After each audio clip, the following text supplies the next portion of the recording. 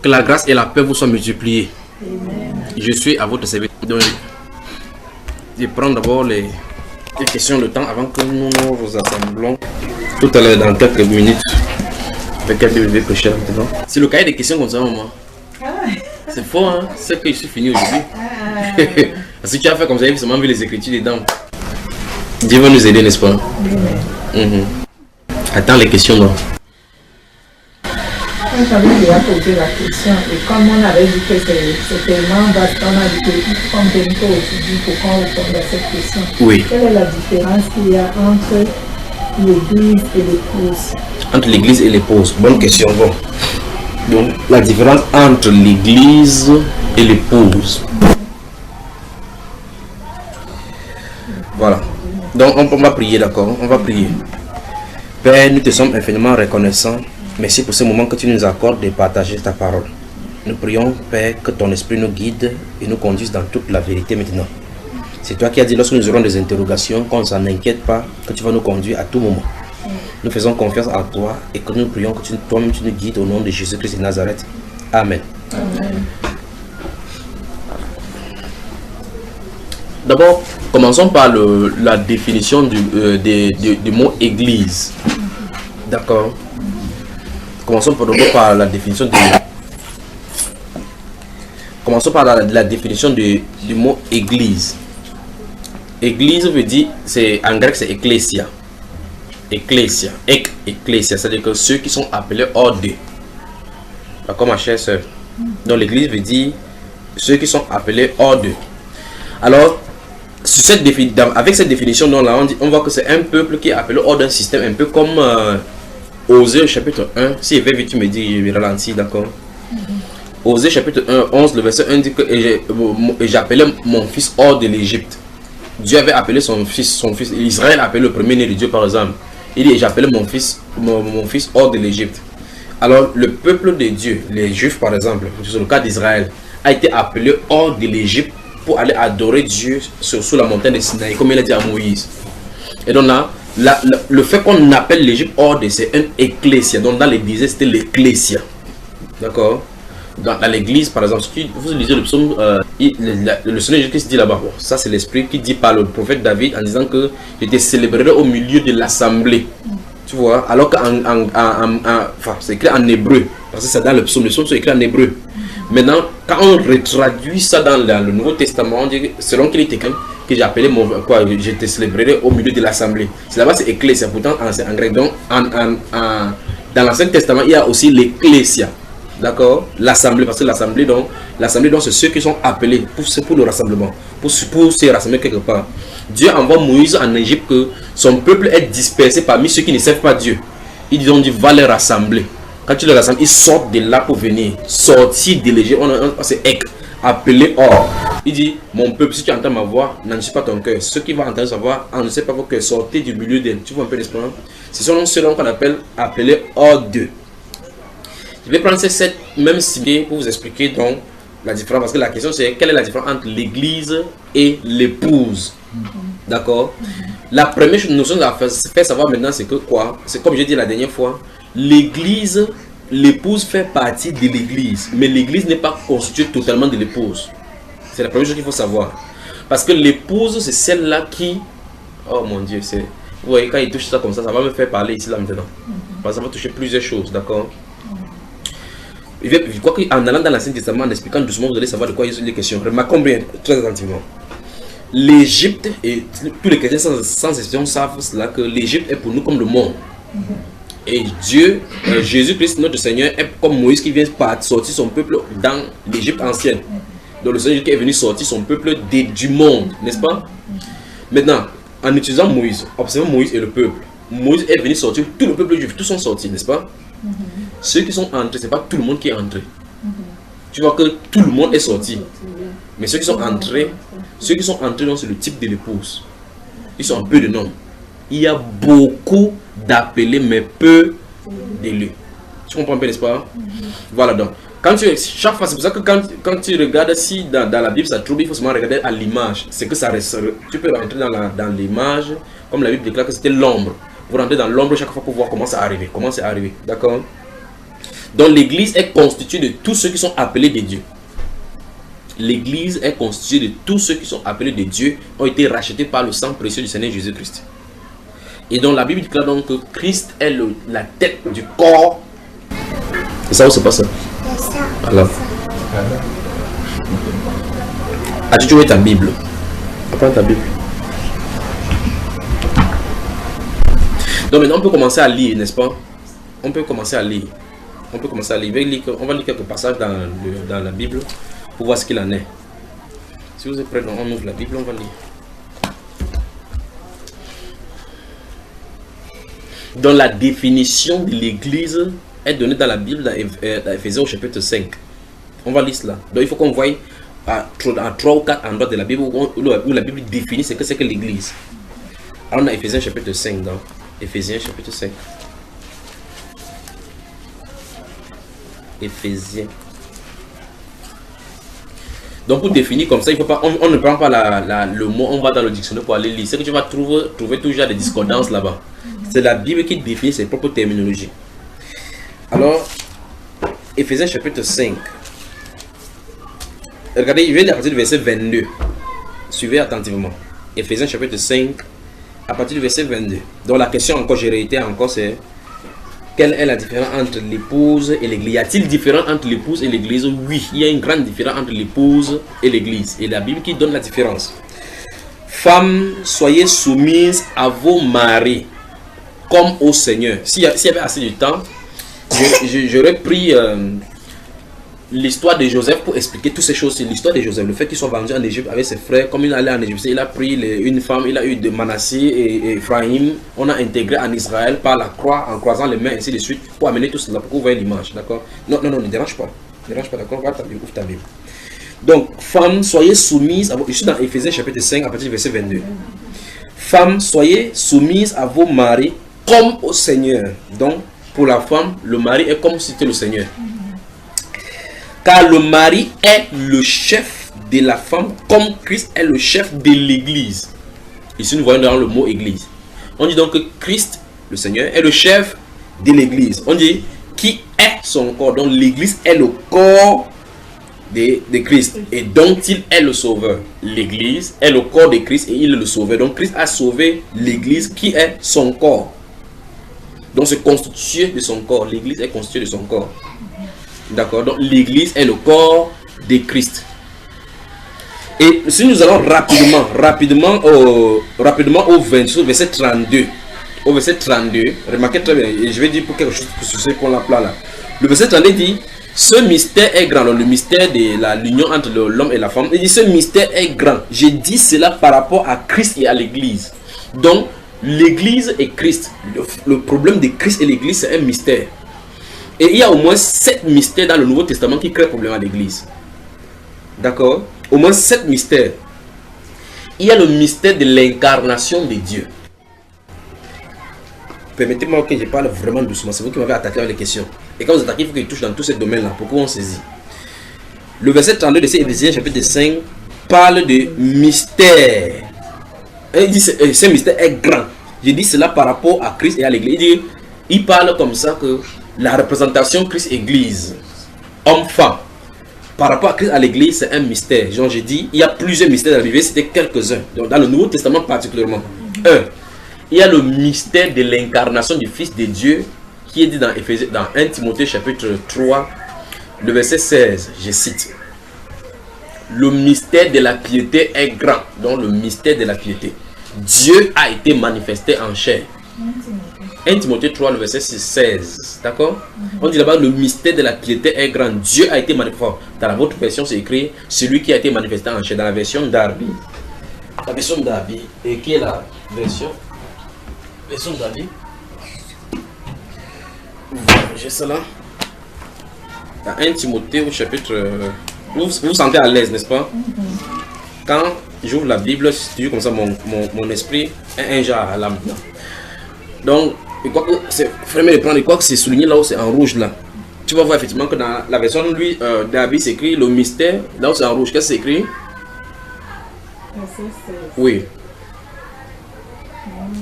Le mystère de la piété est grand. Oui, 2 points. Dieu a été manifesté en chair, Oui, a été justifié en esprit, oui, a été vu des anges, oui, a été prêché parmi les nations, oui. a été cru au monde, Et élevé a été élevé dans la gloire. Amen. C'est un mystère. Et je vais expliquer donc ça point par point. Voilà l'un des mystères. L'un des mystères de la Bible, du Nouveau Testament, c'est que Dieu, qui a créé tous ceux, est venu parmi les hommes, habiter dans un corps. C'est un mystère.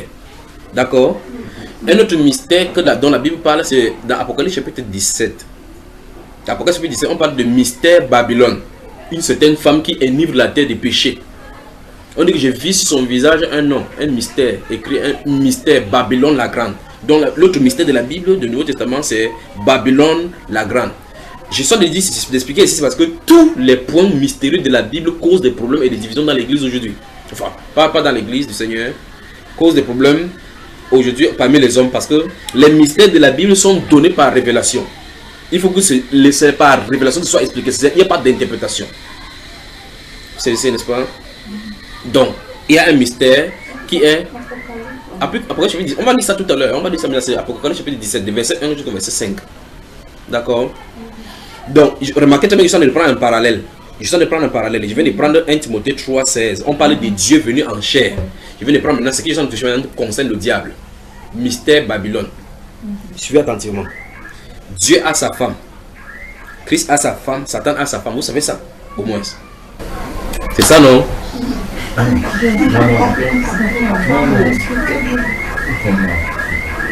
Dieu est marié, non?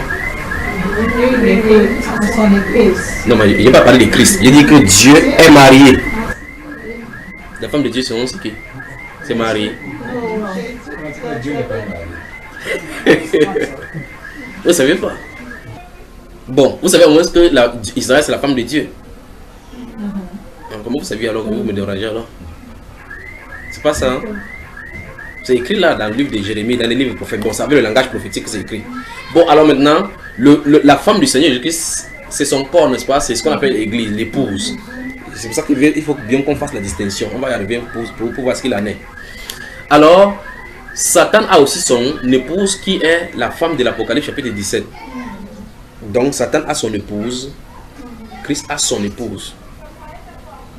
On vient de voir ici que Christ a l'église qui est un mystère. Donc je suis en train de vous expliquer donc que toutes ces choses-là sont des mystères dans la Bible et il faut expliquer doucement. Alors, Apocalypse chapitre 17, allons-y, lisons cela rapidement. Et ne faisons pas Éphésiens parce qu'on n'a pas fini avec Éphésiens. Nous sommes en train de parler de l'église là et remarquez bien là où ça nous entraîne maintenant. Si vous voulez, donc, je vais vous donner quelques passages donc, de toutes ces choses-là avec les versets. Bon, je crois que je suis en train de les lire là, il donne les versets.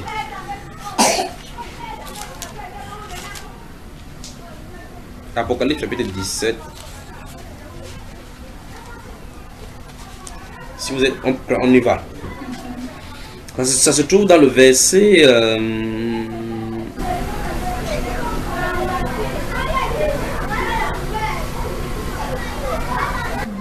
verset 5 exactement. Donc je lis rapidement à partir du verset 1 jusqu'au verset 5 là. Donc ça se trouve au verset 5. Non, ne lis pas dans Dabi. C'est l'écriture petite histoire dedans. Comme tu as la Bible qui est grasse là. C'est seulement le verset de 1 Timothée 3, c'est ce que je te demande. Parce que dans ta version, c'est écrit celui qui a été manifesté. Or, dans le grec, c'est écrit là-bas Théos. Pour dire Dieu. Donc, David a bien traduit cela. Puis, un des 7 enregistrés dans Apocalypse chapitre 17, verset 1. Mais le mystère se trouve au verset 5. Puis un des 7 anges qui tenait les 7 coupes vint et il m'adressa la parole en disant: viens, je te montrerai le jugement de la grande prostituée qui est assise sur les grandes eaux.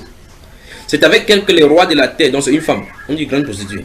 C'est avec elle que les rois de la terre se sont livrés à l'impudicité. Et c'est du vin de son impudicité que les habitants de la terre se sont enivrés. Verset 3. Il me transportant en esprit dans un désert et j'ai vu une femme. Vous avez vu cela? Une femme assise sur une bête écarlate. On a le temps, je crois qu'il y a des enseignements par rapport à tout ça que j'en ai développé. Plein de noms de blasphèmes ayant 7 têtes et 10 cornes. C'est dans des enseignements là. Verset 4. Cette femme était vêtue de pourpre. Oh mon Dieu, qu'est-ce que l'église catholique fait? Cette femme était vêtue de pourpre et d'écarlate et parée d'or, de pierres précieuses et de perles. Elle tenait dans sa main une coupe d'or remplie d'abominations de ses impurités et des impurités de sa prostitution. Verset 5 enfin. Sur son nom était écrit un nom. Sur son front, pardon. Sur son front était écrit un nom. Un mystère. Vous avez vu? 2 points. Babylone la grande. La mère des impudiques et des abominations de la terre. Voilà une autre mystère. Donc il va falloir maintenant qu'on explique ce que c'est que Babylone la grande. C'est enveloppé. C'est écrit là littéralement en noir et blanc. Il va falloir que c'est le Saint-Esprit qui sorte du ciel pour montrer qui c'est Babylone la grande. Sinon, tu vas lire n'importe comment, tu vas tirer des conclusions. Comme c'est écrit dans 1 Timothée chapitre 3, le verset 16, là, que le mystère de la piété est grand. Le mystère de la crainte de Dieu, de la vie de Dieu est grand. 2 points. Dieu a été manifesté en chair. Dieu est venu parmi les hommes. Donc, Dieu qui a créé le ciel est entré dans une chair humaine. Quand tu dis ça à quelqu'un qui te regarde comme ça, c'est pour ça que vous voyez dans les embrouilles d'hommes, les gens que Jésus-Christ n'est pas Dieu. Jésus-Christ est Dieu. Il y a 3. L'autre dit qu'il y a Dieu le Père, Dieu le Fils, Dieu le Saint-Esprit. C'est pour ça qu'il y a cet embrouille. C'est parce que c'est un mystère. Quand c'est un mystère, les gens viennent n'importe comment donner les interprétations. Vous allez voir que chacune des choses qu'il y a comme mystère dans la Bible, il y a toujours les interprétations. Et ça qui crée les différentes religions qu'on a aujourd'hui. C'est ça qui fait. Donc c'est pour cela. Ce sont ces choses que Dieu a de façon claire mis dans la Bible pour être des pierres d'achoppement. Pour que les gens s'y heurtent. Pour que ça vienne par révélation. Maintenant, il y a aussi, ça c'est pour Mystère Babylone là. On vient de voir, donc c'est l'épouse de Satan ici. L'autre volet de cela, c'est. On a vu tout à l'heure dans 1 Timothée chapitre 3, regardez, suivez attentivement. Je suis d'aller en parallèle. J'ai pris Ephésiens chapitre 5, on a vu au verset 32, le mystère de Christ et l'Église. C'est ça? Je viens de prendre ici le mystère de Babylone, la femme de l'Antéchrist. D'accord? On a vu dans 1 Timothée 3 le mystère de l'incarnation de Dieu. Maintenant, je vais prendre le mystère de l'incarnation de Satan. D'accord? 2 Thessaloniciens chapitre 2. C'est noté, ça se trouve là-bas. 2 Thessaloniciens chapitre 2. 2 Thessaloniciens.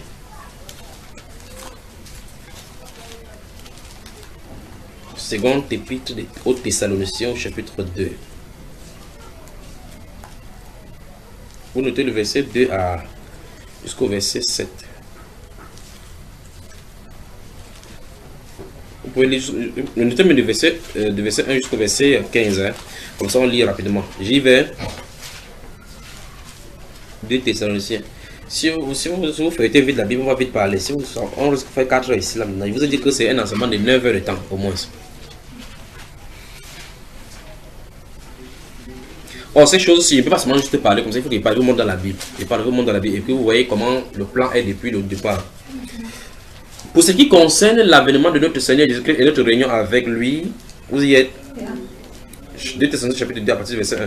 Pour ce qui concerne l'avènement de notre Seigneur Jésus-Christ et notre réunion avec lui, nous vous prions, frères, de ne pas vous laisser facilement ébranler dans votre bon sens et de ne pas vous laisser troubler, soit par quelques inspirations, soit par quelques paroles ou par quelques lettres qu'on dirait venir de nous, comme si le jour du Seigneur était déjà là.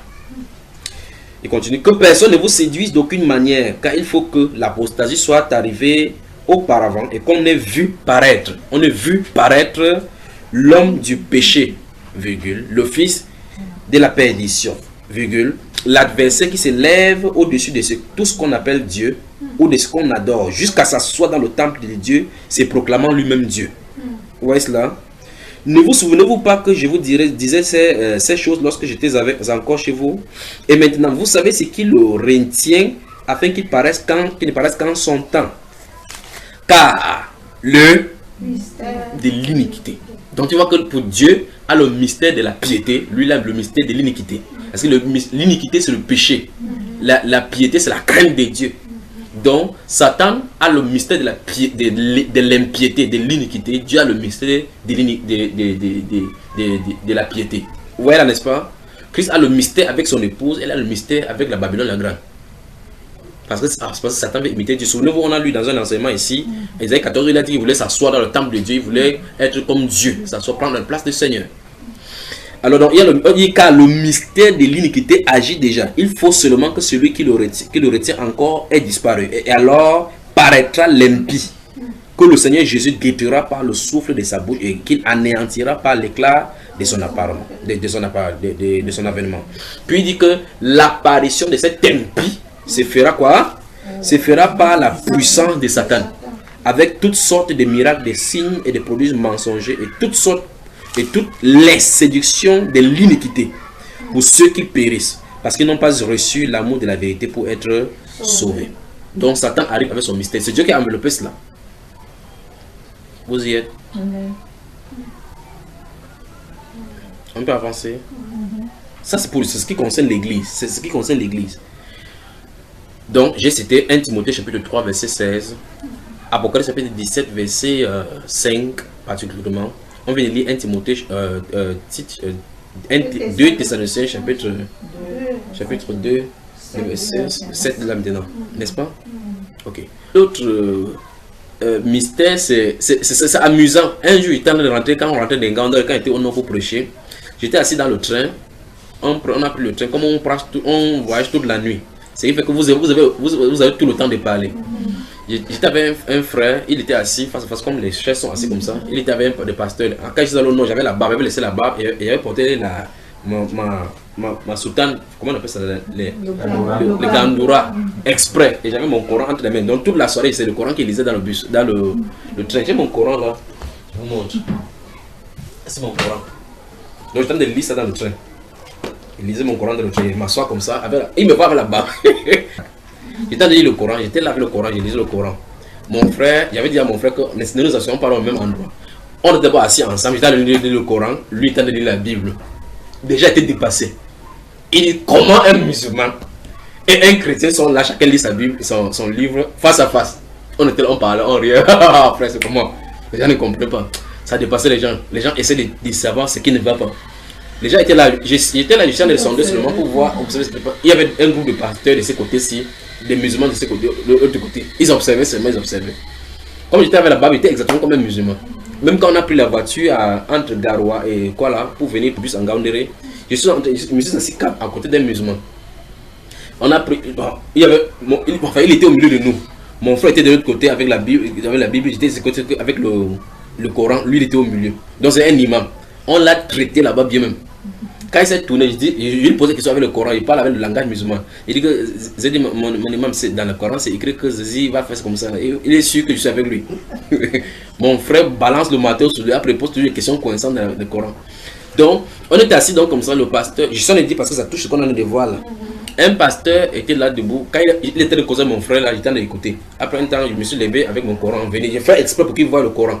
Je me suis assis sur le truc, je suivais leur conversation. Et le musulman, le pasteur, les deux pasteurs qui étaient là avec mon frère, ils sont tenus, m'ont vu. Quand ils ont vu, j'ai vu, ils ont guetté le Coran. J'ai dit, ok, ils ont monté effectivement à la maison. Et mon frère lui parlait qu'après les apôtres, dit qu'il y avait beaucoup de personnes que le Saint-Esprit a fait comme ça, comme ça. J'ai dit, oui, c'est écrit dans le Coran, dans la Bible, comme ça, c'est dans la liste, dans la Bible. Ils sont tenus vers moi, ils ont dit que mon ami, ça te conseille pas, va lire ton Coran tranquillement. Va lire ton Coran tranquillement. Je suis intéressé par ce que vous en dit là maintenant. Est-ce que ce que le frère dit est vrai? Dit que ce que le frère dit est vrai. Il s'est fâché, il s'est tenu à regarder comme ça. Là. Après, ils ont touché, donc c'est l'un des points qu'on a de toucher maintenant, Israël. Je l'ai dit, Israël, Dieu n'a pas résisté à Israël parce que Israël doit être réintégré. Dieu lui-même qui a aveuglé son peuple, il dit ça dans le Coran comme ça, dans la Bible comme ça. Il s'est tenu comme ça, il a dit que c'est écrit où? J'ai dit ouvre Isaïe chapitre 6, il a ouvert chapitre 6. Quand il a lu ça dans la Bible, le pasteur a jeté sa Bible au sol comme ça là. Que merde, il est pasté. Oui. C'est un pasteur qui a des églises à Yaoundé partout. Je vous dis, c'est un mal, l'école biblique. C'est un mal. Pour quelqu'un de laisser la Bible comme ça, il dit qu'il va étudier pour trouver Dieu. C'est l'une des choses où il ne faut jamais faire. Parce qu'on va te mettre des choses dans la tête où quand tu vas te confronter à la Bible, tu vas croire que c'est la Bible qui a le problème, alors que c'est toi qui as le problème. Pourquoi? Parce qu'on t'a déjà mis les idées qui ne viennent pas de la Bible. On a déjà stéréotypé Dieu, donc fait Dieu d'une certaine façon où, quand tu dis maintenant les choses de ce Dieu-là, on pense que c'est toi qui as le problème. Donc, c'est donc tout cela. Et quand j'ai réfléchissais dans le train, je comprenais pourquoi. Pourquoi il avait le problème? Parce que c'est un mystère. Il y a donc dans la Bible le mystère de la chute d'Israël. C'est un mystère. Donc, c'était prévu. C'est Dieu lui-même qui a fait que Israël ne reconnaît pas le Messie. C'est écrit dans la Bible comme ça. Le pasteur a dit comme ça, il a dit qu'il a jeté la Bible. Il dit que c'est ça dans ta Bible. Si tu veux décider ta Bible, c'est la Bible qui dit. Il a ri. Amen. Donc il y a le mystère de la chute d'Israël. D'accord? Il faut qu'on n'a pas de liste là dans la Bible. Et le but pour lequel il y a ce mystère-là, c'est pour que nous soyons sauvés. Parce que Dieu est le Dieu d'Israël. Il ne peut pas changer. La Bible pose la question, une nation change-t-elle son Dieu? On ne peut pas changer Dieu. Donc, la Bible déclare le Dieu d'Abraham, le Dieu d'Isaac, le Dieu d'Israël. Il a commencé à appeler comme ça avant que le peuple ne soit là. Donc, ce n'est pas parce que le peuple a fait quoi que ce soit, parce qu'il pêche, que Dieu ne doit plus les appeler son Dieu. D'accord? On dit, pour ce qui est de l'évangile, ils sont ennemis à cause de vous. Mais pour ce qui est de l'élection, ils sont aimés à cause de leur Père. Amen. Lisons donc cela dans la Bible, Romains chapitre 11. Romains chapitre 11. Voilà autant de choses qui a fait que vous voyez les témoins de Jéhovah sont totalement à côté de la plaque. Parce que tous les points que les témoins de Jéhovah utilisent ça sur Israël. C'est le point, les versets concernant Israël qu'eux ils utilisent. Ils sont sûrs qu'ils sont en parler d'eux comme ça. Ils sont totalement à côté de la plaque. C'est bien comme ils nettoient notre dehors comme ça, ils enlèvent les herbes. Il n'y a pas de problème. Mais ce n'est pas à cause des œuvres qu'on entre dans le paradis. Ce n'est pas la grâce. Donc Romains chapitre 11. Je vais vous dire quelque chose, c'est terrible, seulement dans la Bible aussi. Terrible. Romains chapitre 11. Ah, vous permettez. S'il arrive que je continue ici sans répondre à la question, là, ce sera intéressant qu'on touche sur tous les points des mystères, puis on y revient. Et je vais brosser tous ces mystères-là, on va y revenir en fait pour toucher ce qui concerne l'Église. Romains chapitre 11. Quand vous aurez le temps, notez le chapitre 10 et le chapitre 11 pour prendre à partir du chapitre 10 pour lire doucement pour arriver au chapitre 11 parce que c'est long. 10, oui. Bon, je vais lire à partir du verset 11, d'accord, mais le verset qui nous intéresse c'est le verset 25. Je vais lire à partir du verset 11 pour descendre, pour que c'est ce qu'on a dit là-bas. On y va? C'est pour ça qu'il dit que vous prenez le Romains chapitre 9, chapitre 10 et chapitre 11. Mais vous avez lu Romains chapitre 11 à partir du verset 11. Mais le verset qui nous intéresse, le verset 25, je pourrais citer le verset 25 rapidement et aller là-bas. J'ai dit donc, est-ce pour tomber qu'ils ont bronché loin de là? Écoutez très attentivement. Mais par leur chute, le salut est devenu accessible aux païens. On parle d'Israël. Par la chute de qui? Le salut est devenu accessible aux... Donc s'ils ne chutaient pas, le salut ne devait pas être accessible parce qu'ils avaient déjà le Dieu d'Abraham, le vrai Dieu. Les païens ne savaient pas le vrai Dieu. Et c'est pour ça qu'on va toucher l'autre mystère. Après on touche le mystère qui concerne les païens. Il dit par leur chute, le salut est devenu accessible aux païens afin qu'ils fussent excités à la jalousie. Donc, comme le salut est accessible aux païens, maintenant on les excite par la jalousie. Donc Dieu a un autre travail qu'il va encore faire avec les juifs. C'est pour ça que tout cela englobe la question quelle est la différence entre l'église et l'épouse. Tout ça est englobé. Écoutez. Or, si leur chute a été... Viens t'asseoir là. Or, si leur chute a été... Ou bien, prends l'autre banc là, tu mets aussi, tu t'assois ici. Comme tu es venu là, éteins le téléphone pour que ça ne dérange pas. Regardez bien, verset 12, nous sommes ici. Or, si leur chute a été la richesse du monde, donc c'était normal qu'Israël chute, c'était même nécessaire pour le monde que Israël chute. Quand vous lisez la Bible, il faut faire attention. Comment les Israéliens étaient méchants comme ça? Ils étaient méchants comme ça à cause de toi. Ils sont méchants. Ils ont dû traiter leur Messie comme ça à cause de nous. C'est pour ça qu'il vous a dit que c'est une prédication qui est assez longue. Que s'il vient d'ici, parce que là maintenant, je glisse sur Israël pour voir vraiment comment ils vont venir, comment ils vont se réveiller, comment Jésus va se montrer à eux. Ils vont pleurer, ils vont se réunir, demander, le Spirit va descendre là-bas. De toute façon, c'est écrit dans les Écritures, on va voir cela, Dieu voulant. Il dit, or, si leur chute a été la richesse du monde, non, la chute d'Israël a été la richesse du monde. Donc la chute d'Israël a été bénéfique pour le monde. Dans Jean 3, dans verset, c'est la Bible que Dieu a tant aimé le monde qu'il a donné son Fils unique, afin que quiconque croit en lui ne périsse pas, mais qu'il ait la vie éternelle. Parce que le salut était uniquement pour Israël. Mais il a étendu ça maintenant pour les nations. C'est le mystère, l'un des mystères là-bas. Donc il dit, combien plus en sera-t-il quand ils se convertiront tous, sur verset 12, là, le dernier volet. Il dit, si leur chute, nous sommes dans Romains chapitre 11, verset 11 et suivant. Si leur chute a été la richesse du monde et leur amoindrissement la richesse des païens, combien plus en sera-t-il ainsi quand ils se convertiront tous? Donc c'est prévu dans le plan de Dieu qu'Israël se convertisse. C'est ça, et on va voir ça tout à l'heure. Je vous le dis à vous, païens, en tant que apôtre des païens, je glorifie mon ministère. Vous y êtes? Afin qu'ils afin, s'il est possible, d'exciter la jalousie de ceux de ma race. Il parle effectivement païen, pour montrer ceux qui n'appartiennent pas à Israël. Il dit que, je vous le dis, parce que c'est parce que vous ne connaissez pas le mystère qu'il y a dans ces choses-ci. Je le glorifie afin, s'il est possible, que ceux de ma race aussi, que quelques-uns entrent en attendant. Et d'en sauver quelques-uns. Car si leur rejet, donc Dieu a rejeté Israël, vous avez vu ça? Pour un peu de temps. Si leur rejet a été la réconciliation du monde, que sera leur réintégration sinon une vie d'entre les morts? C'est terrible. C'est les grandes choses, les grandes doctrines de la Bible ici. Mais vous voyez, les témoins marchent là-bas, ils disent que non, Jérusalem n'est plus ça. Et vous voyez les gens qui marchent avec les versets partout, sur le corps. Ils disent que Jérusalem est nouvelle, qu'ils sont l'être, c'est Jérusalem. Ils ne savent pas où ils se portent. Ils sont totalement à la dérive. Dieu n'a jamais rejeté Israël. Jamais. Il a dit dans la Bible là, allons, vous voyez, je vous ai dit que c'est dans tous les sens là maintenant. Allons dans le livre de Jérémie. Jérémie.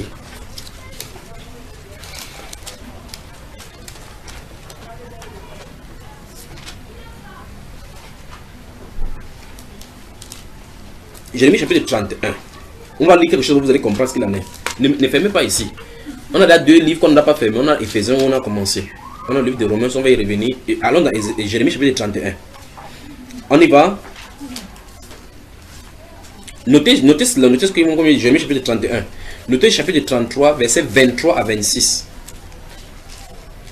Vous y êtes. Notez Jérémie chapitre... C'est vous seul qui pouvez me faire que je ne prêche pas vite, que je ne vais pas vite. Si vous avez là lu la Bible, ce qui peut être déposé, je vous explique la chose depuis le début jusqu'à la fin. Mais on est obligé d'aller chaque fois comme ça pour lire. Donc notez Jérémie chapitre 33, les versets 24 et 26 et les versets 14 à 22.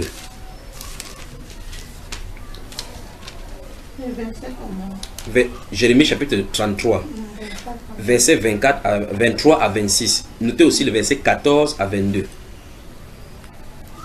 On y va. Regardez bien. Je commence chapitre 31. Alors chapitre 31 maintenant. Je vais lire du verset 31 et suivant. On y va. Jérémie chapitre 31. Je vais lire à partir du verset 31. Si vous êtes là, je veux que vos yeux regardent ce qu'on va lire. Ici, il n'y a pas besoin d'interprétation. On y va. Voici les jours viennent, dit l'Éternel, où je ferai avec la maison d'Israël et la maison de Juda une alliance nouvelle. Vous avez vu ça? Non comme l'alliance que j'ai traitée avec leur père. Donc ça veut dire que Dieu en a parlé avec Israël comme s'il y a quelque chose qui va venir.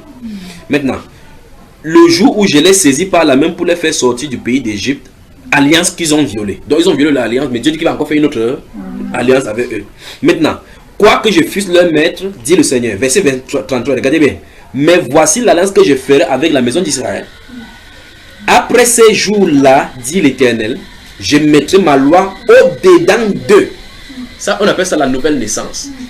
Et je l'écrirai dans leur cœur et je serai leur Dieu et ils seront mon peuple. Vous avez vu ce qui est écrit? Écoutez très attentivement.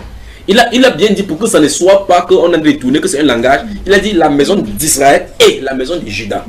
Donc il parle de son peuple, là, le peuple d'Israël. Ça n'a rien à voir avec l'église où on dit que non, c'est en parabole. Il a dit, s'il disait Israël, il restait 30 ans, on pouvait dire qu'il n'avait pas indirectement à l'église. Mais il dit Israël et Juda. Parce que si vous lisez le livre de 1 roi chapitre 12, chapitre 11, après la mort de Salomon, du roi Salomon, le royaume va se diviser en deux.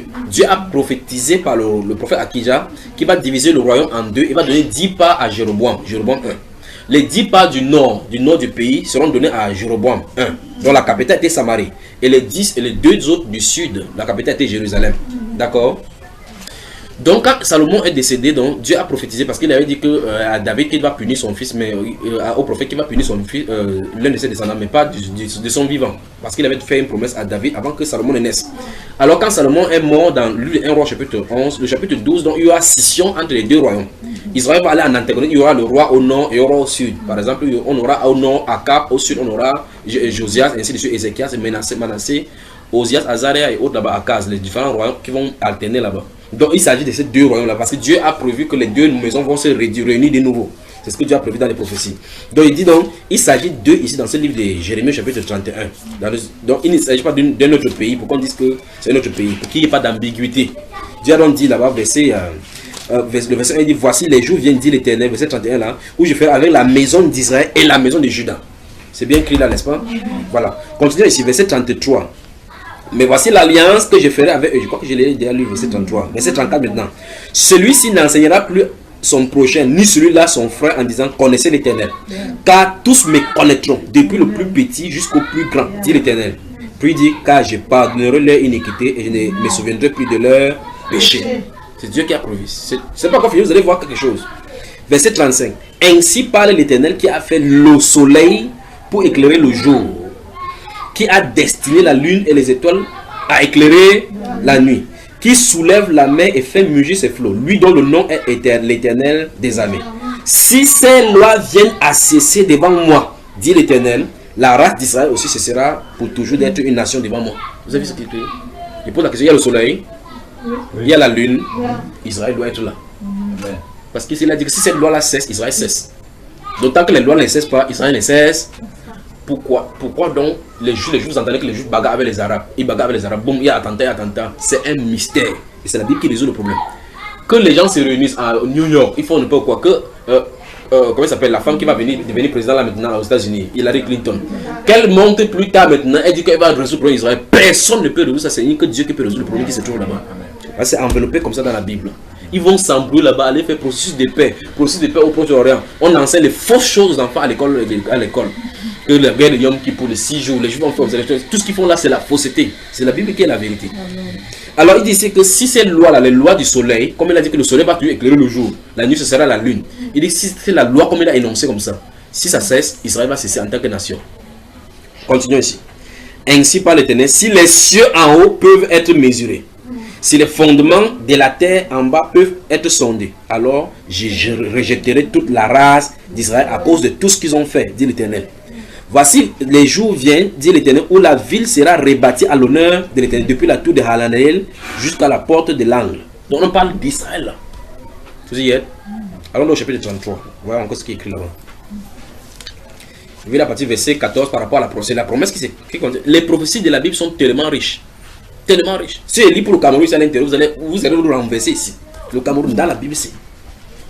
Je lis pour l'Afrique. Bon, j'ai parlé du Cameroun, la vôtre peut faire comme ça, n'est-ce pas? Allez lire, c'est écrit là, noir et blanc. Il me tient là souvent dans les prédications sur les antennes. Il dit que Dieu dit dans la Bible que les États-Unis vont faire comme ça. Il attend que quelqu'un t'accorde. Aussi, c'est écrit les États-Unis. Je lui bombarde sa passe sur la figure.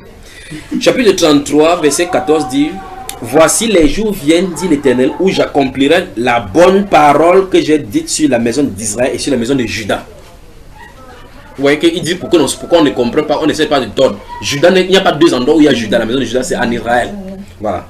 En ces jours-là et en ce temps-là, je ferai éclore à David un germe de justice. Donc il parle de la venue de Jésus. Voilà, là on parle de Jésus. C'est écrit 700 ans avant que Jésus ne vienne. Vous voyez, il parle de l'avenir. J'aime. C'est de lui dont on parlait. Il parlait de le Seigneur Jésus qui va venir pour justifier. Les gens chantent chaque jour, ils ne comprennent pas ce qu'ils sont allés dire. Il dit en ces jours et en ce temps-là, je ferai éclore à David un germe de justice. Le germe de justice.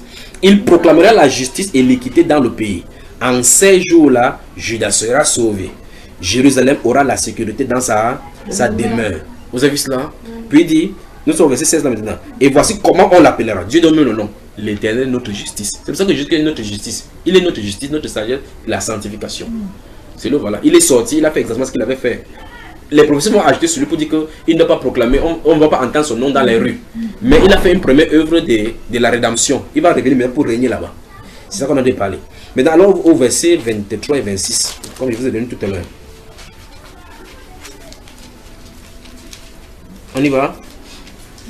Et si les témoins de Jéhovah et tous ceux qui prêchent que Dieu a rejeté Israël avaient lu ces passages, d'abord Dieu a dit que dans la Bible que chacun ne se met pas à enseigner. Mais regardez ce que la Bible déclare. Verset 23. La parole de l'Éternel fut adressée. Il y a tout un enseignement, au moins de 10 heures de temps sur Israël. Au moins 10 heures de temps. Pour qu'on connaisse tous les compartiments d'Israël, de gauche à droite et ainsi de suite par rapport à Israël. L'une des pièces d'achoppement d'Israël, donc, c'est de considérer que Dieu ne traite pas avec Israël, il traite seulement avec l'Église. Il faut faire attention. C'est un plan de Dieu, c'est un mystère. Et je suis insisté parce que c'est un mystère. Cet mystère, c'est fait que beaucoup de personnes chutent. Chacun des mystères du Nouveau Testament fait que les gens ont le pied d'achoppement. Ça donne les bosses. Regardez ce que vous allez voir comment, même 700 ans, donc ce verset que je vais lire maintenant, ça fait plus de 2700 ans que c'est écrit. Et les gens sont en train d'accomplir ça aujourd'hui sans s'en rendre compte. Verset 23. La parole de l'Éternel fut adressée à Jérémie en ces mots. N'as-tu pas remarqué ce que disent ces gens?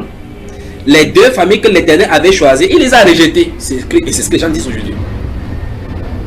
Dieu dit que les gens sont allés dire qu'il a rejeté les deux familles, donc la famille de Judas. Que non, il les a rejetés. C'est ce que je prends n'importe quel témoin de Jéhovah, mais là, il va dire que non, Dieu a rejeté son peuple. Il a un nouvel peuple maintenant, une nouvelle arche de Noé, que vous allez y entrer. C'est le témoin de Jéhovah. Si tu n'es pas témoin de Jéhovah, tu ne peux pas être sauvé. Il est comme ça, dans le faux. Les deux familles que l'Éternel avait choisies, il les a rejetées. Ainsi, il méprise mon peuple. Dieu dit en se disant comme ça, il méprise son peuple. Vous avez vu? Au point de ne plus le regarder comme une nation. On parle d'Israël maintenant, n'est-ce pas? Maintenant, il dit ici, ainsi parle l'Éternel. Si je n'ai pas fait mon alliance avec le jour et la nuit. On venait de lire ça au chapitre 31 là. Si je n'ai pas fait mon alliance avec le jour et la nuit. Si je n'ai pas établi les lois dans les cieux et de la terre. Alors aussi je rejetterai la postérité de Jacob et de David, mon serviteur, et je ne prendrai plus dans sa postérité ceux qui domineront sur les descendants d'Abraham, d'Isaac et de Jacob, car je ramènerai leurs captifs et j'aurai pitié d'eux. C'est ainsi par le Seigneur. Voilà ce qui est écrit par rapport aux Juifs. Rentrons dans Romains. Voilà pourquoi donc ça concasse dans le cerveau des gens. Donc l'apôtre Paul disait ici, donc c'est pour ça qu'il excitait sur sa nation. L'apôtre Paul, le Seigneur l'a appelé, il lui a donné toute la doctrine, le plan parfait qu'il avait en lui-même. L'apôtre Paul savait cela. Et donc il a commencé à conduire les gens dans la vérité. Les gens ne comprenaient pas. C'est pour ça que les gens ne comprenaient pas comment lui qui est juif, il va prêcher chez les païens. Il ne peut même pas saisir cela. On va tout juste maintenant. On y va. Nous sommes là dans Romains chapitre 11, là, il lit verset 15. On y va. Si vous êtes d'accord, j'y vais.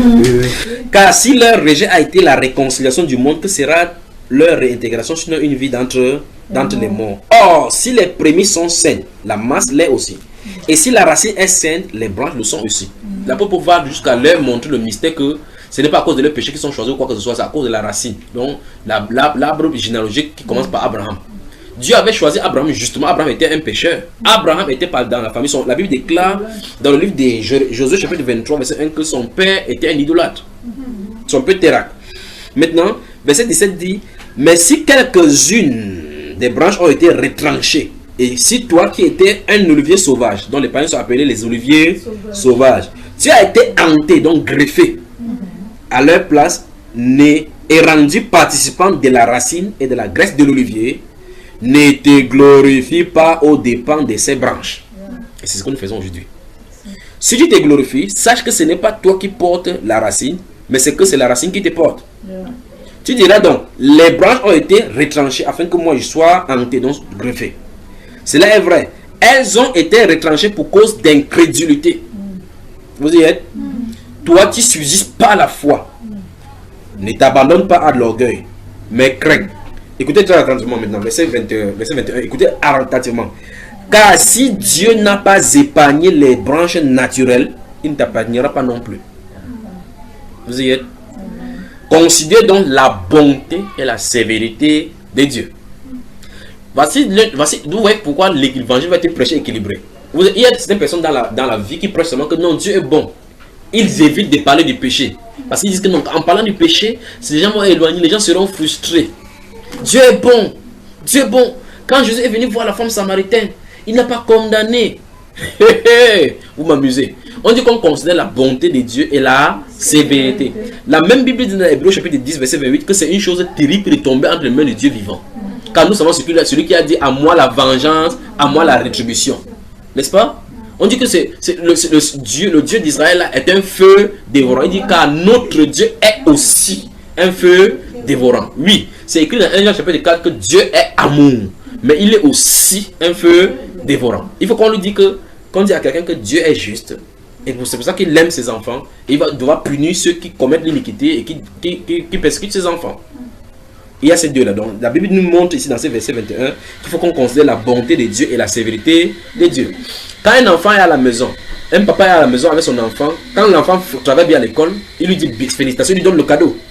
De la même façon, quand il ne travaille pas bien et qu'à l'école, on se plaint de lui parce qu'il fait des bêtises, le même parent chicote ce même enfant qu'il a félicité plus tôt et donné du cadeau. Ça ne veut pas dire que le père là est méchant, il est seulement méchant. Quand il donne ce même cadeau, ça ne veut pas dire qu'il est seulement bon. Il a les deux côtés. Le père a les deux côtés du père parce que nous sommes l'image du Père céleste. Amen. Verset 22. Considère donc la bonté et la sévérité de Dieu. Sévérité envers ceux qui sont tombés. Et bonté de Dieu envers toi. Si tu demeures ferme dans cette bonté. Autrement, tu seras aussi retranché. Vous y êtes. Et de même, écoutez bien, eux, s'ils aimaient pour les Juifs, eux de même, s'ils ne persistent pas dans l'incrédulité, ils seront hantés. Ça, c'est la prophétie, ça. L'apôtre Paul dit que s'ils ne persistent pas dans l'incrédulité, ils seront greffés. Vous y êtes. Car Dieu est puissant pour les greffer de nouveau. On y va. Si toi tu as été coupé de l'olivier naturellement sauvage et hanté contrairement à ta nature sur l'olivier franc, à plus forte raison pour eux seront-ils hantés selon leur nature sur leur propre olivier. On fait le greffage dans le monde, c'est-à-dire qu'on prend le pamplemoussier, on coupe la branche, on met sur le mandarinier, on attache, ça pousse, ça produit des branches. Maintenant, on dit, si on coupe la branche, vous prenez un mandarinier, on coupe la branche, on jette, on prend plutôt l'oranger, on met là-bas, ça pousse. Mais si ça pousse, c'est plus facile de mettre plutôt le mandarinier sur le mandarinier que ça pousse. Parce que s'il a enlevé les juifs, c'était un juif, parce qu'on dit que c'est une partie qui est tombée. On a enlevé un peu des juifs, on a mis les païens, Plus tard, si on enlève les païens, on peut facilement mettre les juifs parce que c'est un corps qui est constitué d'eux. Amen. On y va. Maintenant, je vais m'arrêter au verset 25 et 26 ici, regardez bien. Car je ne veux pas, frère, que vous n'ignorez pas. C'est pour ça que je vous ai dit que c'est au verset 25. Je ne veux pas, frère, que vous oubliez, vous ignorez ces mystères. Puis il dit, écoutez très attentivement, il dit que une partie d'Israël est tombée dans l'endurcissement. Jusqu'à quelle période? Jusqu'à ce que la totalité des païens soit entrée. Alors, tout Israël sera sauvé, selon qu'il est écrit, le libérateur viendra de Sion et il détournera de Jacob les impiétés. Vous avez vu ce qui est écrit sur le Nouveau Testament là maintenant? Ah, je suis content. Il dit, je ne veux pas, frère, que vous ignorez ces mystères. C'est qu'une partie d'Israël, vous avez vu, c'est qu'une partie d'Israël est tombée dans l'endurcissement jusqu'à ce que la totalité des païens soit entrée. Je vais m'arrêter ici pour dire encore quelque chose qu'on enseigne à l'école biblique. On a dit que Dieu est mort, Jésus est mort pour tout le monde à l'entrée. Et vous lisez la Bible, ça ne donne pas le même son. Si Dieu dit ici que les Juifs vont rester dans l'endurcissement jusqu'à ce que la totalité des païens entre, et que vous entendez que la totalité veut dire que tout le monde entier, c'est que vous voyez que quelque chose ne va pas. Parce qu'il y a des gens qui sont morts dans vos familles, qui sont morts sorciers, et qui étaient des païens, donc ils ne sont pas entrés. Il y a des gens, les grands présidents qui ont tué des gens qui sont morts comme ça, donc on a tué les bandits qu'on tue chaque jour, qui sont morts dans le banditisme. Donc il a dit, tous ceux qui sont parmi le peuple qui sont appelés, ils vont entrer. Quand ils vont entrer, donc, Dieu va se tourner encore vers les Juifs. C'est ce qui est écrit. Voilà la Bible. Il dit donc que c'est un mystère. Le mystère de l'intégration, de la réintégration, du rejet, de la réintégration d'Israël. Donc c'est un mystère. Amen. Souvenez-vous de ceci. On a lu 1 Timothée chapitre 3 verset 16, le mystère de la piété. On a lu 2 Thessaloniciens chapitre 2 verset 1 à 7, le mystère de l'iniquité. On a lu Apocalypse chapitre 17 verset 7, le mystère Babylone la grande, la mère des impudiques et des abominations de la terre. On a lu le mystère de Christ et de l'Église. Éphésiens chapitre 5 verset 32, n'est-ce pas? C'est jusqu'à là, c'est bon? Vous me facilitez la tâche. Ces choses que je vous ai dites là, ça va me faciliter plus la tâche, pour prêcher l'évangile. Parce qu'avec ça, l'évangile est prêché facilement. Si ces fondations se sont comprises. Alors, ici, la Bible nous explique donc que la chute d'Israël et la réintégration plus tard, c'est un mystère. C'est pour ça que les gens ne comprennent pas, parce que c'est un mystère. Il faut que ça soit expliqué. Comment le Dieu d'amour peut-il aveugler son peuple? C'est écrit littéralement dans la Bible qu'il devrait l'aveugler. Ésaïe chapitre 6. Ésaïe chapitre 6. Livre du prophète Ésaïe. Je crois que vous allez lire dans Ésaïe chapitre 6, verset 1 à 10. Notez cela. Je vais citer ce qui est écrit là-bas. Pour qu'on avance. Alors, si vous lisez Ésaïe chapitre 6, verset 1 à 10, la Bible déclare à partir du verset 1 que l'année de la mort du roi Osia, j'ai vu le Seigneur assis sur un trône élevé, les pans de son vêtement remplissaient le temple. Des séraphins volaient autour de lui, j'ai entendu les voix, ils disaient Saint, Saint, Saint est l'Éternel, toute la terre est remplie de sa gloire. Il dit, le temple fut rempli de fumée, et je m'écriais, malheur à moi parce que j'habite au milieu d'un peuple impur et mes lèvres sont impures et mes yeux ont vu le roi d'Israël, l'Éternel des armées. Et l'un des séraphins s'envola vers la pierre et prit une pierre embrasée et toucha mes lèvres.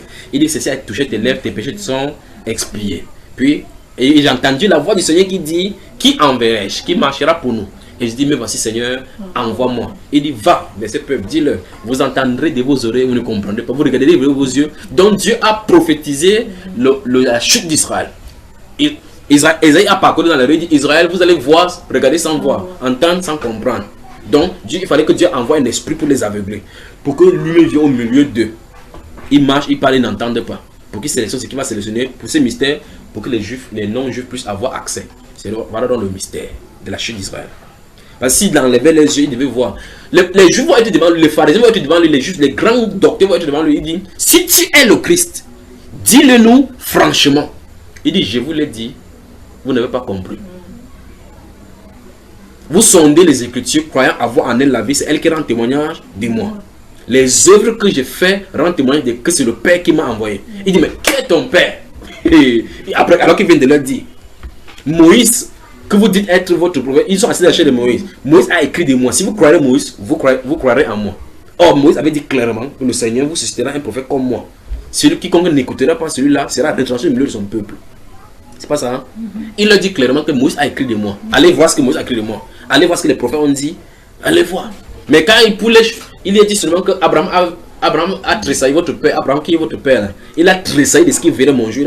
Ils ont dit que c'est la dernière fois. Tu as vu Abraham quoi? Que c'est le blasphème. Or, pourtant il était là, il était de leur dire. Vous lisez Ésaïe chapitre 35. C'est écrit là. Jésus leur a fait tout pour leur montrer qui il était. Vous lisez Ésaïe chapitre 35 dit clairement que le jour quand il va venir, les aveugles vont voir, les boiteux vont marcher, les morts vont ressusciter, ils vont sortir, ils vont se promener comme le bœuf d'une étable. Il leur a dit cela. Il a dit allez voir ce qu'il est écrit. Ils n'ont pas pu voir. La Bible déclare dans Jean chapitre 12, le verset 37 dit que malgré tant de miracles que Jésus avait fait au travers des Juifs, au devant des Juifs, ils ne croyaient pas en lui, afin que s'accomplisse ce qu'avait dit le prophète Ésaïe. Vous voyez cela, vous regardez de vos yeux, vous ne comprenez pas. Donc, Ésaïe avait aveuglé Israël de ne pas reconnaître le Messie. C'est le mystère donc de la chute d'Israël et de la réintégration. Donc le mystère de la chute et de la réintégration est donné ici dans le livre de Romains chapitre 11 verset 25. D'accord? Frère, je ne veux pas, frère, que vous ignorez ce mystère. Je peux y aller? Car je ne veux pas, frère, je suis au verset 25 là. Car je ne veux pas, frère, que vous ignorez ce mystère. C'est qu'une partie d'Israël est tombée dans l'endurcissement jusqu'à ce que la totalité des païens soit entrée. Donc, ça veut dire qu'ils vont rester dans ce même endurcissement jusqu'à ce que le dernier appelé entre. Et l'apôtre Pierre, lors de la première prédication à l'église, va dire cela. Lorsque les Juifs ont posé la question, ils ont dit que, homme frère, que ferons-nous? Il a dit, repentez-vous et que chacun de vous soit baptisé au nom du Seigneur Jésus-Christ pour le pardon de vos péchés et vous recevrez le don du Saint-Esprit. Car la promesse est pour vous. Il dit vous, ceux qui sont devant lui maintenant. Pour ceux qui sont, il dit pour vos enfants, donc toutes les descendants. Il dit et pour tous ceux qui sont au loin, en aussi grand nombre que le Seigneur notre Dieu les appelait. Il n'a pas dit la promesse est pour tout le monde. Il a dit en aussi grand nombre que le Seigneur notre Dieu les appellera. Donc tant que les appelés ne sont pas entrés, on va rester sur la terre. C'est aussi simple que possible. Chacun doit entrer. Tous ceux que Dieu a appelés vont venir. Donc si le dernier appelé c'est en 2099, les choses vont continuer à tourner jusqu'à ce que en 2099, la femme qui va accoucher cet enfant là, la couche, il grandit, et le Seigneur lui prêche l'évangile, il croit. Le moment arrive, bam, la chose change. Amen. Les Juifs sont allés sont allés en Égypte. Ils sont descendus nyangalement, hein. C'était sur Jacob. Ils sont descendus là-bas. Joseph était là. Ils étaient bien, premier ministre. Ils sont descendus en Égypte. Ils ont vu qu'il y a la nourriture. Ils sont calés là-bas, pas vrai? Or, longtemps avant, Dieu avait dit à Abraham que ceux qui étaient descendants seront esclaves dans un pays étranger. C'est moi qui vais les juger. Ils ne savaient pas qu'ils devaient être esclaves. Ils sont venus là-bas, ils étaient bien. La Bible déclare que quand cette génération a mouru, il est venu maintenant un autre pharaon qui n'avait pas connu Joseph. Pas vrai? Ils ont commencé à dire, une pensée venue sur le cœur d'eux. Les Juifs, c'est la façon qu'ils se multiplient. Là, ils sont forts comme ça. S'il y a une guerre contre nous, ils vont s'allier avec les ennemis pour nous tuer. Soumettons-là à l'esclavage, afin que ça accomplisse ce qui a été dit. Le moment ils vont faire l'esclavage 400 ans. Tant que le temps que Dieu avait fixé n'était pas arrivé, il ne faut pas s'en sortir. Lorsque le temps de l'Éternel va arriver, Jochebed va aller avec Abraham. Ils vont aller à l'union. Un enfant va sortir qu'on appelle Moïse, Moshe. Ils vont grandir. C'est le temps de Dieu pour l'accomplissement qui va arriver. Le moment va arriver, l'appeler dans le désert. Après le désert, il dit va maintenant sortir mon peuple, j'ai entendu son cri. Comme s'il avait oublié que je me suis souvenu d'eux. C'est son plan à lui. Lorsque les temps sont accomplis, il a envoyé son fils. Amen. Donc si le dernier appelé se trouve en Afghanistan, il monte et descend, va naître là-bas. Le vrai problème c'est que les humains ne savent pas qui est qui. On ne sait pas qui a appelé. Souvenez-vous, ce n'est pas tout le monde qui entre. Il y a un groupe d'appelés et Dieu seul connaît le nom. 2 Timothée 2, chapitre 2, verset 19 dit car le Seigneur a cette parole qu'il sait de ceux. Le Seigneur connaît ceux qui lui appartiennent. Il a dit cela. Donc le verset 25 de Romains 11 dit car je ne veux pas, frère, que vous ignorez ces mystères. Donc on ne doit pas ignorer ces mystères. On doit se souvenir de cela. Après il explique le mystère. Et le vrai problème c'est que Chaque fois, les mystères de la Bible sont bien expliqués. C'est-à-dire, c'est dit en langage simple, mais c'est codé spirituellement. Regardez ce qu'on a lu dans 1 Timothée chapitre 3, verset 16. Il dit, le mystère de quoi? Car le mystère de la piété est grand. 2 points. Dieu a été manifesté en chair. Il avait dit que Dieu a été manifesté en chair. Mais un être humain dit que comment Dieu peut venir dans une chair? 2 Corinthiens chapitre 5, verset 19 dit que Dieu était en Christ, réconciliant le monde avec lui-même. C'est écrit littéralement que Dieu était en Christ. Dieu était en Christ. Réconciliant le monde avec lui-même en imputant point aux hommes de péché. Mais il a mis en nous la parole de réconciliation. C'est écrit littéralement que car en lui habite corporellement toute la plénitude de la divinité. C'est écrit. Mais jusqu'à quand on s'écrit comme ça, on veut tordre autrement. Jésus s'est tenu là devant Philippe. Philippe lui a dit que montre-nous le Père. Tu lui dis chaque jour Père, Père, Père, tu nous embrouilles. Dis-nous qui est le Père et cela ne suffit. Il s'est tourné, il a regardé Philippe, il a dit mais depuis que je suis avec vous, tu ne m'as pas connu. Comment tu montres-nous le Père? Les œuvres que j'ai fait là, ce n'est pas moi qui les fais, c'est le Père qui demeure en moi qui les fait. Donc le Père était en lui. Le Dieu qui est esprit s'est tabernaclé dans un corps humain marchant sur la terre. On appelle donc Emmanuel. Vous voyez? Or, sous le règne d'Akaz, le roi d'Israël, le roi qui était à Jérusalem à ce moment-là, à l'époque d'Ésaïe, fils d'Amos, il s'est tenu là devant lui. Il a dit, demande pour toi un signe. Akaz a dit que je n'étendrai pas le Seigneur. Il a dit que même si tu n'étends pas le Seigneur, il va te donner le signe. Voici la Vierge enfantera. Il a dit la Vierge enfantera. Il dit, on lui donnera le nom d'Emmanuel. Ils lisent ça chaque dimanche, chaque samedi à la Torah. Ils lisent là, quand ils lisent la Torah. Qu'est-ce qui arrive? Jésus-Christ naît là-bas.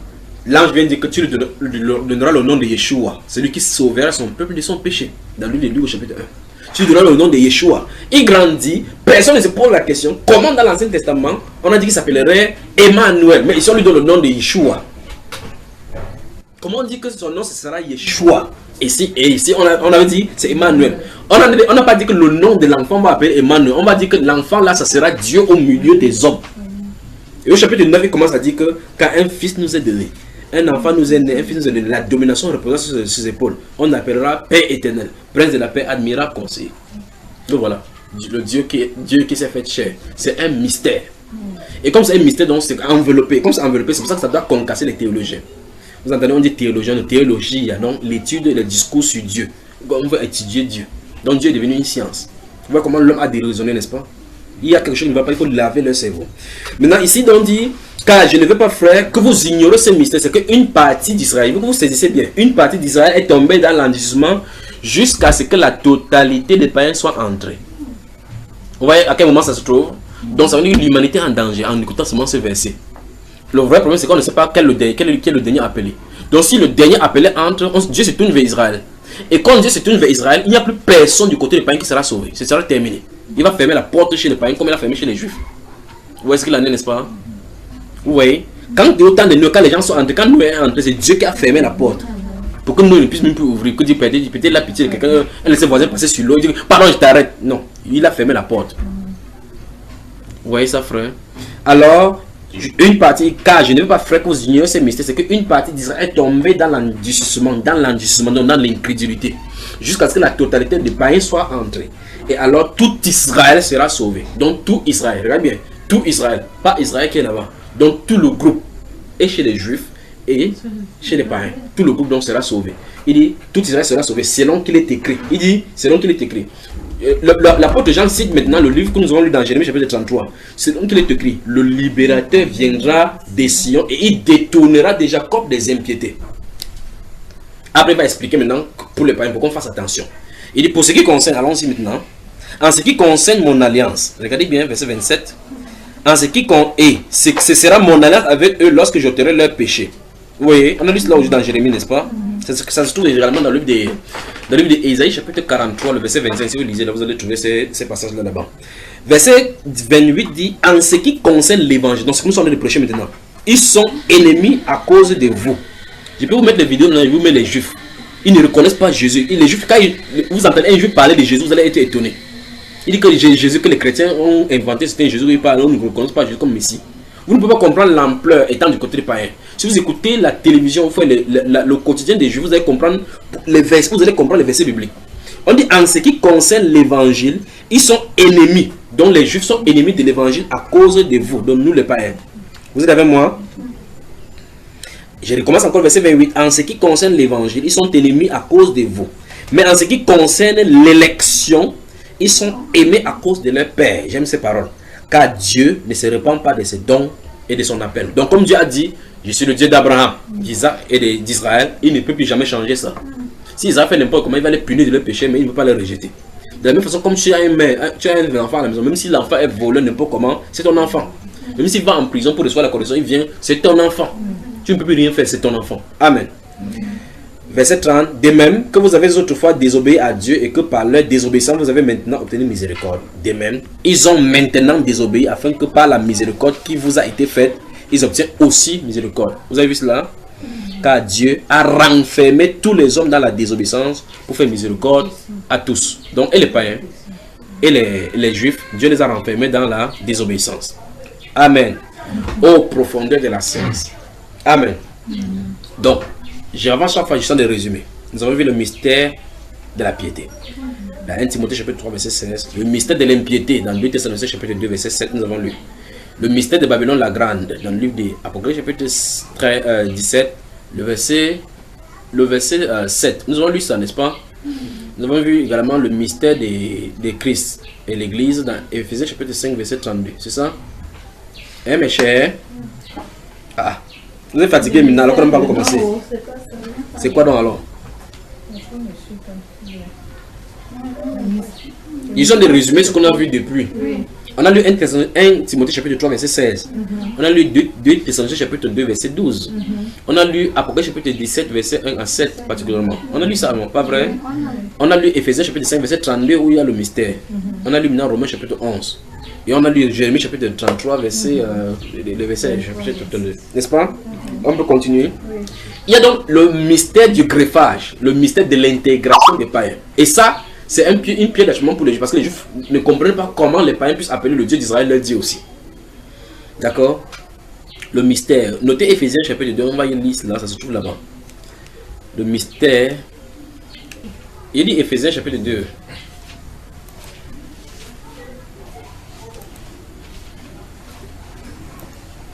Que le Seigneur vous bénisse vraiment. Voici les meilleurs moments de ma vie. Voici les meilleurs moments de ma vie. J'espère bien que c'est la même chose pour vous. Éphésiens chapitre 2. Maintenant, on va ouvrir. Voilà. Moi-même, il dit Éphésiens, je n'ai pas encore ouvert là. Éphésiens, le chapitre 2. Notez aussi le chapitre 1. Parce que je vais vous en donner. Ça se trouve là partout là. Donc, notez Éphésiens chapitre 1, 2 et 3. Je vais vous donner 3 ou 4 versets là-bas. Éphésiens chapitre 1. C'est fort.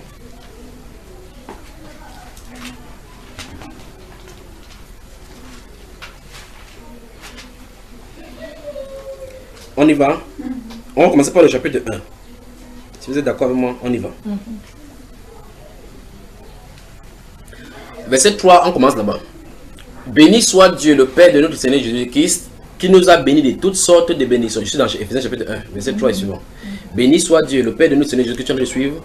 Béni soit Dieu, le Père de notre Seigneur Jésus-Christ, qui nous a bénis selon toutes sortes de bénédictions dans les lieux célestes en Christ. Puis il dit, en lui, Dieu nous a élus avant la fondation du monde. Vous y êtes là? Dieu nous a élus avant la fondation du monde pour que nous soyons saints et irrépréhensibles devant lui. Nous ayons prédestinés dans son amour à être ses enfants d'adoption par Jésus-Christ, selon le bon plaisir de sa volonté. Écoutez très attentivement. À la louange de la gloire de sa grâce qu'il nous a accordée en son bien-aimé.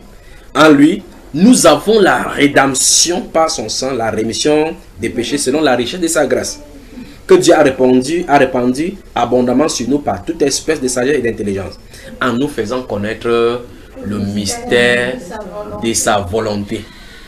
Le mystère de sa... Dieu avait enveloppé quelque chose dans son cœur. Regarde, quand il a créé, c'est un peu comme... Voici par exemple, vous êtes des parents. Voici les fins de l'année, il y a des enfants qui composent des examens. Vous avez quelque chose dans votre cœur que vous cachez. Peut-être votre fille en est de composer. Vous dites, dans votre cœur, vous avez programmé ceci sans lui dire. Et vous allez de prendre les papiers, ces papiers, vous avez les pièces, vous êtes des parents. Vous prenez les pièces, vous faites d'abord les papiers déjà pour le visa et autres là-bas. Vous allez lui dire, si elle passe, je vais lui faire cette surprise que je vais l'envoyer à Londres. La personne ne connaît pas. Donc Dieu aussi, quand il a créé la terre, il avait quelque chose dans son cœur, il avait gardé quelque chose comme ça là. Il est resté tranquille. Vous allez voir ce que c'est. C'est Dieu ça. C'est Dieu, c'est la Bible qui se dévoile là. Il dit que quand il a créé la terre, il a dit que la lumière soit. Il avait quelque chose qui gardait comme ça. Il ne dit à personne. Il n'a pas dit à personne jusqu'à tous ceux que Adam ne connaissait pas. Les Abraham ne connaissaient pas. Tout. Moïse, personne ne connaissait. Il est venu dire ça aux apôtres maintenant. Continuons. Il dit, verset, nous faisons connaître le mystère de sa volonté, selon le bienveillant dessein qu'il avait formé en lui-même. Vous avez vu ça, n'est-ce pas? Il dit, pour le mettre en exécution lorsque le temps serait accompli, de réunir toutes choses en Christ, celles qui sont dans les cieux, qui sont sur la terre. Donc voilà notre mystère. Le mystère de la réunion de toutes choses en Christ. Donc vous cherchez n'importe quoi, cherchez en dehors de Christ, vous allez à tout faux. Pas étonnant donc qu'il y a plusieurs religions. Non. C'est pour ça que vous voyez les gens discuter, disent, vous voulez me dire que tous les musulmans vont aller en enfer? Ils n'ont pas compris le mystère. S'ils comprennent le mystère, ils vont savoir que Jésus est le chemin. C'est pour ça qu'il n'a pas dit qu'il est un chemin. Il est le chemin, le chemin, la vérité. Il n'y a pas de vérité, il n'y a pas deux vérités. C'est Jésus, notre Seigneur, qui est la vérité. Vous voyez pourquoi? Parce qu'il y avait un mystère qui enveloppait cela. Il y a un mystère de la réunion de toutes choses en Christ. Vous allez dans le ciel où il n'y a plus aucune personne qui est le roi des cieux. C'est Christ Jésus. Venu sur la terre, c'est lui qui va posséder tous les royaumes de tous les atomes, c'est lui qui va régner. Amen. On avance. Allons chapitre 2.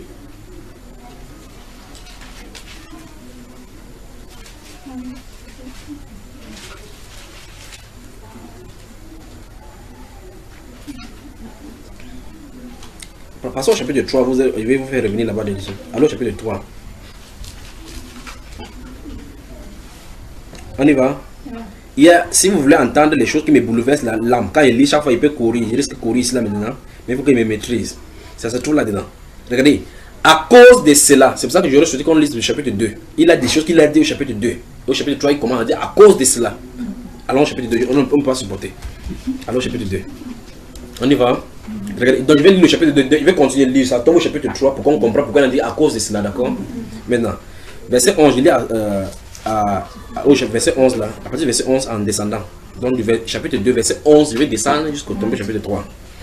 C'est pourquoi vous, autrefois païens, nous sommes touchés les mêmes notions depuis.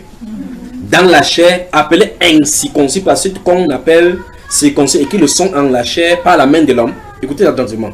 Souvenez-vous que vous étiez en ce temps-là, sans Christ, privés du droit de cité en Israël, étrangers aux alliances de la promesse, sans espérance et sans Dieu dans le monde.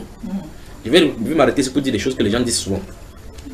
Les gens disent souvent que non, avant que les blancs ne viennent servir la Bible, nos parents servaient Dieu. Ils servaient les dieux, mais pas le vrai Dieu. C'est aussi simple que possible. La Bible déclare que, souvenez-vous que vous les païens, avant que l'évangile ne vienne, vous étiez sans Christ, sans promesse, sans espérance, étrangers aux alliances, parce que Dieu traite avec les alliances. Il dit sans Dieu et sans espérance et sans Dieu dans le monde. Et si on dit donc qu'on était sans Dieu dans le monde et qu'on dit nous taguait qu'on servait d'autres dieux, ce n'est pas le vrai Dieu qu'on servait. Les Bamlékites avaient leur style de servir Dieu. Les Bassa avaient le leur. Les doigts là ont le leur. Enfin, on a le même Dieu toujours. C'est la même chose, ça n'a pas changé. Ça n'a pas changé. On avance là. Mais maintenant, en Jésus-Christ, après avoir expliqué le mystère que tout doit être réuni en lui, il comprend, on avance. En Jésus-Christ, vous qui étiez jadis éloignés, donc tous ceux qui n'étaient pas en Christ, enfin, ne connaissaient pas l'évangile, nous sommes au verset 12, 13, verset 13. Il dit, mais maintenant, en Jésus-Christ, vous qui étiez jadis éloignés, vous avez été rapprochés par le sang de Christ. Mais quelle miséricorde Dieu nous a fait là. Vous vous souvenez, est-ce que vous voyez que on dit que les Blancs sont arrivés ici au Cameroun en 1884 avec Joseph, mais vous appelez comment ça s'appelle, après ça et autres là. Est-ce que vous imaginez que si vous étiez né 4 ans plus tôt que après ça ne vient ici avec les Bibles, vous n'aurez pas connu l'évangile, on aurait été dans cette groupe-ci que vous étiez sans Dieu, sans Christ dans le monde. N'est-ce pas déjà une miséricorde de naître au moment où il y a l'évangile? Et maintenant, ce n'est pas vous qui avez décidé de naître maintenant. Ceux qui sont morts en ce moment-là, ce n'est pas eux qui ont décidé de naître. Et l'homme qui est sur la terre, on débat sa poitrine que moi. Verset 14, on avance là. Car il est notre Père. On dit clairement que Jésus est notre Père. Il est notre Père, lui qui, des deux, n'en a fait qu'un. Et qui a renversé le mur de séparation, l'inimitié. Donc le sang de Jésus qui vient mettre la séparation pour que l'antagonisme qu'il y avait entre les païens et les juifs soit réconcilié. Pour qu'on puisse entrer dans un seul corps par le même sang. On y va. Ayant anéanti par sa chair la loi des ordonnances dans ses préceptes, prescriptions, afin de créer en lui-même avec les deux un un seul homme nouveau en établissant la paix. Et de les réconcilier l'un et l'autre en un seul corps. Vous avez vu cela? En un seul corps avec Dieu par la croix en détruisant par elle l'inimitié. Voici les grands mystères. C'est ici que le vrai évangile se trouve. Où on entend la profondeur, on comprend. C'est pour ça que l'apôtre Paul va dire au chapitre 3. Là, vous allez voir au chapitre 3 pourquoi il va dire cela. Verset 17. Il est venu annoncer la paix à vous qui étiez loin. Il s'adresse aux païens. Parce que Éphèse, c'est vers la Turquie, là, c'est aux païens qui s'adresse. Il est venu annoncer la paix à vous qui étiez loin et la paix à ceux qui étaient près, donc les juifs qui le connaissaient déjà. La paix leur a aussi annoncé. Les juifs, les non-juifs, maintenant la paix est annoncée pour eux. Car par lui, Yeshua, par lui, Jésus, nous avons les uns les autres. Les uns aimés pour les juifs, les autres aimés pour les païens. Nous avons les uns les autres accès auprès dans un même esprit. Amen. Verset 19. Ainsi donc, vous n'êtes plus des étrangers. Donc à partir de l'alliance du sang de Jésus, il n'y a plus d'étrangers. Vous êtes concitoyens des saints, gens de la maison de Dieu. Amen. Il y a de quoi se réjouir chaque fois. Amen. Vous avez été édifiés sur le fondement des apôtres et des prophètes, Jésus-Christ étant la pierre angulaire. En lui, tout l'édifice, donc le corps dont il a parlé tout à l'heure, tout l'édifice bien coordonné s'élève pour être un temple saint dans le Seigneur. Vous y êtes? Amen. En lui, vous êtes aussi édifiés pour être une habitation de Dieu en esprit. Il veut dire que vous les païens aussi, Dieu, le but de Dieu, c'est que Dieu aussi habite en vous, le Saint-Esprit habite en vous. On avance. Maintenant, c'est là où nous tombons au verset 3. On y a. À cause de cela, vous avez maintenant compris pourquoi il disait à cause de cela, n'est-ce pas? À cause de cela, moi, Paul, le prisonnier de Christ, pour vous païens, donc c'est à cause de ce mystère-là que Dieu l'a emprisonné pour annoncer cela aux païens. Il dit, si du moins vous avez appris quelle est la dispensation de la grâce de Dieu qui m'a été donnée pour vous. Donc si vous parvenez à saisir ce que l'apôtre a reçu de Dieu pour les païens, quand vous lisez la Bible, vous pouvez déchirer votre vêtement. Il dit, c'est par révélation que j'ai eu connaissance du mystère sur lequel je viens d'écrire en peu de mots. Donc, ce qu'il vient d'expliquer là, c'était un mystère. Le mystère de l'intégration des païens dans un même corps. Il va expliquer ça ici. Il dit qu'en peu de mots, c'est par révélation. Donc, Dieu lui a dit qu'il écrit telle chose. Souvenez-vous de Galates, dans Galates chapitre 1, verset 15, il dit que frère, je vous rappelle que l'évangile que je vous ai annoncé n'est pas d'un homme. Car je l'ai pris d'un homme, ni d'une école de formation de brigade de fou là. Mais c'est par révélation de Jésus-Christ. Maintenant, il dit, verset 4, écoutez attentivement. En les lisant, il a dit qu'il a écrit un peu de mots. En les lisant, vous pouvez vous représenter l'intelligence que j'ai du mystère de Christ. En lisant ça, il dit que vous restez tranquille, vous lisez les épîtres de l'apôtre Paul. Vous allez savoir que il faut seulement être fou pour croire que c'est un homme qui en a de parler. Il dit, il n'a pas été manifesté au Fils des hommes dans les autres générations. Donc ce qu'il a écrit là, personne ne savait ça. Il dit, comme il a été révélé maintenant par le Saint-Esprit aux saints apôtres et prophètes de Christ. Donc les apôtres et prophètes de Christ doivent connaître cela. Mais je me surprends que quelqu'un se dit apôtre aujourd'hui, un pasteur, un prophète aujourd'hui, il prêche une autre chose en dehors de ce que l'apôtre Paul a dit. Et il dit même, il le contredit même. Je me dis tout simplement que ce n'est pas l'Esprit de Christ qui est sur lui. Parce qu'il dit que ce mystère sur lequel il vient d'écrire n'a pas été révélé dans les anciens temps quand les apôtres de Christ n'étaient pas venus. Ce n'était pas révélé. Mais maintenant, c'est révélé par le Saint-Esprit aux saints apôtres et prophètes de Jésus-Christ. Donc les apôtres et prophètes de Jésus-Christ doivent connaître ces mystères. S'ils ne connaissent pas, ils ne savent pas par où ils sont passés. On avance ici. Maintenant, puis il va dire en quoi consiste ce mystère. 6. Ce mystère, c'est que. Voilà qu'il en dit. Il dit chaque fois qu'il dit mystère, il explique. Ce mystère, c'est que les païens sont co-héritiers, forment un même corps, et participent à la même promesse en Jésus-Christ par l'évangile. Voilà le mystère. Alors, ceci, ça suffit pour bouleverser tout Jérusalem. Tu es entré chez les païens, tu as mangé avec eux. Tu as mangé avec les païens. Pourquoi? Parce que les païens sont considérés comme les impurs. Dieu dit que non. En fait, il avait gardé ça pour un peu de temps. C'est pour ça qu'on ne comprenait pas. C'est pour ça qu'il pouvait comprendre les juifs. Parce que Dieu lui a expliqué ça, lui en tant que juif, qui avait lu la loi, il était l'une des personnes qui défendait ces choses-là. Mais quand Dieu lui a montré que voici le mystère, c'est que j'avais fait ceci pour que les païens me cherchent à tâtons.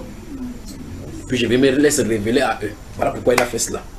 Donc ça me surprend que les pasteurs ne puissent pas. Quelqu'un qui a ouvert, il me dit qu'il a ouvert comme le monsieur de Tchan là. Il a 4 églises à Yaoundé, 2 ici, 6 ici. Il ne connaît pas ces petits éléments. Je m'étonne de tout ce qu'il a d'enseigner. Je m'étonne. J'ai un autre papa là, c'est l'oncle même de mon épouse. Il est venu quand on était à Bonamoussadi. J'étais dans la chambre de prier. Il reste au salon. Comme le papa de mon épouse est pasteur aussi, il dit qu'il est allé là-bas. Le papa de mon épouse lui a dit que ce qu'il n'aime pas ce junior, c'est qu'il ne prend pas les dîmes. Il ne veut pas être béni, il ne veut pas que les gens soient bénis. J'étais dans la chambre de prier. J'ai ri jusqu'à. Lui-même, il est pasteur. L'un des pasteurs, c'était pas mis là-bas, où il y a un peu l'ancien cinéma, le combi. C'est Kondi, c'est quoi? Il est là-bas, ils sont nombreux là-bas. Alors il vient, il est en train de poser ma femme au salon. Je suis dans la chambre de prier. Quand il commence à prier, alors il s'est tenu là-bas. Il dit que je suis venu comme ça pour voir Junior pour qu'il commence à prendre les dîmes et qu'il laisse les gens, que les chrétiens soient bénis. Il s'est sorti, il dit bonsoir papa, il dit bonsoir. Il dit, je ne suis pas content de toi. Il dit c'est quoi? Il dit même ton beau-père n'est pas content de toi parce que ton beau-père dit que tu ne laisses pas les gens. Même ma belle-mère en France m'a appelé. Quand elle a appelé, quand quelqu'un appelle, quand il répond chaque fois, il dit hey. Il s'est assis, il dit que papa c'est quoi? Il avait ouvert sa grosse Bible avec ses verres devant lui. Je suis resté tranquille. Il dit c'est quoi? Il dit tu ne prends pas le dîme, pourquoi? Il faut que tu prennes le dîme. Il faut que tu sois béni. Il faut te bénir. Il dit ok, c'est ça. Hein. D'abord, nous avons lu ici dans le livre des Éphésiens chapitre 1, verset 3, il a dit béni soit Dieu, le Père de notre Seigneur Jésus-Christ, qui nous a bénis, qui nous a, pas qui va nous, qui nous a bénis de toutes sortes de bénédictions spirituelles dans les lieux célestes en Christ Jésus. C'est ce qu'on a lu. Ici, je suis resté tranquille. Il dit papa, oui. Tu dis qu'on prend le dîme, oui. J'ai pris les mêmes versets qu'il expliquait à ma femme. J'ai expliqué. Là, enlevé ses verres, dépose la Bible sur la table comme ça, comme merde. Que c'est quoi ça? Il dit c'est quoi papa? Il dit mais il n'a jamais compris ça. Il dit mais n'est-ce pas dans ta Bible tu as les livres? Il dit oui. Il est sorti là-bas maintenant. Ils ont eu des problèmes jusqu'à ce que lui est encore sorti là-bas. Parce qu'ils ne lisent pas la Bible comme ils doivent lire. Pourquoi? Parce qu'on n'est pas enseigné comme il se doit d'être enseigné. Les gens se focalisent pour l'argent. D'abord il faut qu'il soit envoyé. Donc voilà l'un des mystères. L'apôtre Paul dit ici dans ce verset 6 que ce mystère c'est que les païens sont co-héritiers, participent à la même promesse en Christ Jésus. Vous voyez cela, n'est-ce pas? Ils sont co-héritiers. Donc, la promesse qu'on voit, je le fais cette promesse à Abraham et à ses postérités. C'est pour ça que l'apôtre va expliquer dans Galates qu'il n'est pas dit à ses postérités, à sa postérité, c'est-à-dire Christ. Il dit, et si vous êtes donc en Christ, vous êtes donc héritier selon la promesse, parce que vous êtes enfant d'Abraham. Vous voyez? Ça, il faut que ce soit Dieu qui lui explique cela, parce qu'en tant que juif, ils savent que quand ta mère était israélienne, ton père israélien, que tu descends d'Abraham, il dit non, c'est pas comme ça là. Les spirituellement, on est adopté, on est entré là-bas. Amen. Voilà. Voilà donc l'autre mystère, le mystère de l'intégration des païens. De l'intégration des païens. C'est là, c'est écrit. On finit cela. Il dit, je recommence encore verset 6. Ce mystère, c'est que les païens sont co-héritiers, forment un même corps et participent à la même promesse en Jésus-Christ par l'évangile, dont j'ai été fait ministre selon le don de la grâce de Dieu qui m'a été accordé par l'efficacité de sa puissance. À moi qui suis le moindre de tous les saints. Cette grâce a été accordée d'annoncer aux païens, les richesses incompréhensibles de Christ. Vous avez vu cela? Et de mettre en lumière, donc il a reçu la grâce de mettre en lumière quelle est la dispensation du mystère caché de tout temps en Dieu qui a créé toutes choses. Voilà les choses que Dieu avait cachées en lui-même. Amen. Que Dieu vous bénisse. Je peux avancer? Il y a donc dans l'autre mystère, savoir qui est Christ. Si je pose la question, et je pose la question, qui est Jésus? Attendez, vous allez voir, quelqu'un. Il faut qu'il prenne la position, les gens prennent souvent. Qui est Jésus pour toi? C'est le fils de Dieu. Qui est Jésus? C'est le sauveur du monde, non? C'est un danger. C'est un danger. Connaître qui est Jésus de façon intellectuelle ne fait pas ta transformation. Connaître qui est Jésus par le renseignement bibliste écrit, ça ne fait pas de toi son enfant. Connaître, avoir des renseignements sur qui est Jésus, ça ne fait pas que tu aies des rapports ni des relations avec lui. C'est un danger. Je vais expliquer ça doucement, d'accord? Je pose la question, levez ou vous répondez seulement, d'accord?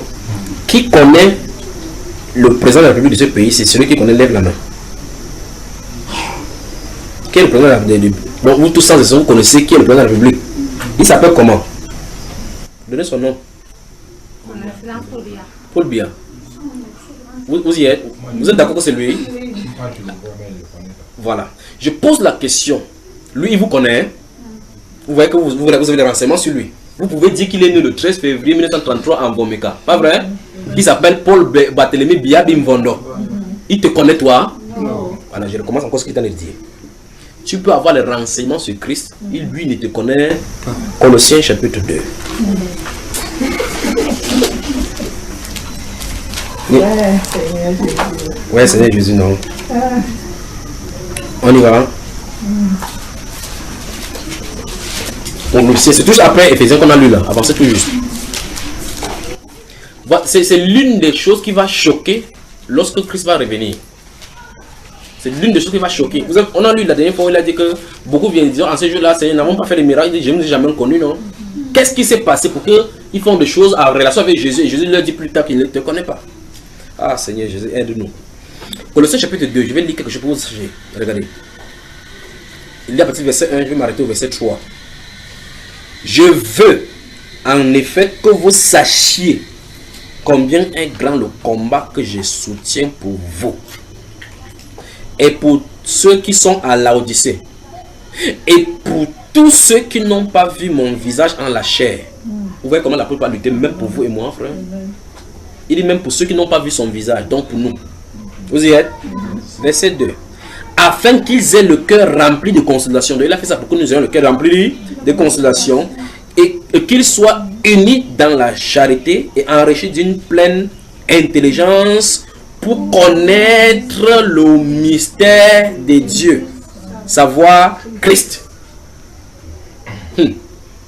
Verset 3. Mystère dans lequel sont cachés tous les trésors de la sagesse et de la science. Non, mon père est un docteur, il a le docteur à pied, il a découvert ceci, tu parles, c'est un fou devant Dieu. Il dit dans Christ que c'est caché. Souvenez-vous dans le livre d'Éphésiens, on a lu aujourd'hui que ce mystère, il y avait le mystère en Dieu, qu'il avait décidé de réunir toutes choses en Christ à un moment donné. Vous avez vu cela? Ok, donc vous cherchez n'importe quoi, c'est pas Christ. Il dit connaître, il a dit de prier, soutenir ces choses dans verset 2 là, qu'on soit enrichi d'une pleine intelligence pour connaître le mystère de Dieu, savoir Christ. On doit savoir cela. Donc savoir qui est Christ, c'est le mystère de Dieu. Comment effectivement donc on peut discuter donc Christ n'est pas Dieu? On a dit ça ici.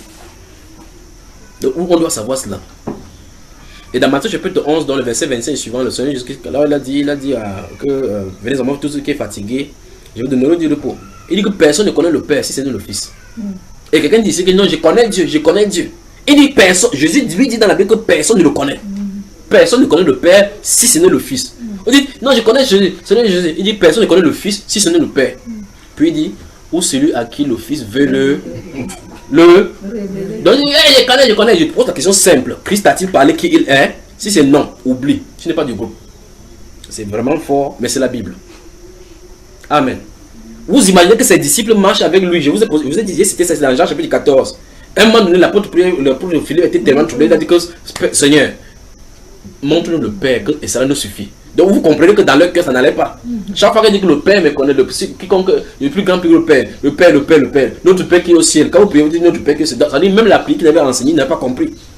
Parce qu'il disait que montre-nous le Père, cela nous suffit. Il veut dire, chaque fois que tu parles du Père, vraiment là. C'est même qui?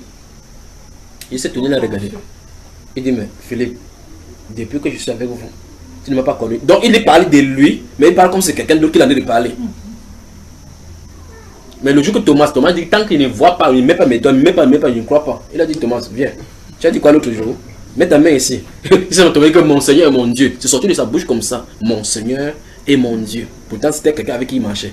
La Bible déclare, dans 2 Corinthiens chapitre 5, le verset 16, on dit chaque fois que c'est quelqu'un en Christ, une nouvelle créature. Mais on rate le verset 15. Le verset 15 dit que si nous connaissons Christ dans la chair, nous ne le connaissons plus comme ça. Quand Christ est ressuscité, il n'est plus même comme il était dans la chair.